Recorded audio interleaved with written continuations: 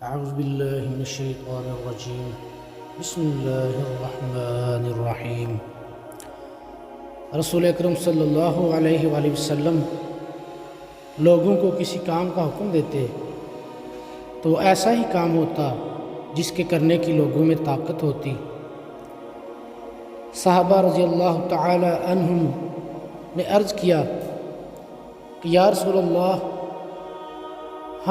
ہم لوگ تو آپ جیسے نہیں ہیں، آپ تو معصوم ہیں اور آپ کی اللہ پاک نے اگلی پچھلی تمام لغزشیں معاف فرما دی ہیں، اس لیے ہمیں اپنے سے کچھ زیادہ عبادت کرنے کا حکم فرمائیے۔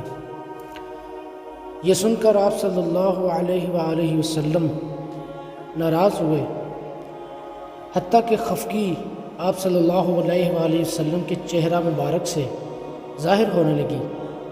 پھر فرمایا کہ بے شک میں تم سب سے زیادہ اللہ سے ڈرتا ہوں اور تم سب سے زیادہ اسے جانتا ہوں، بس تم مجھ سے بڑھ کر عبادت نہیں کر سکتے۔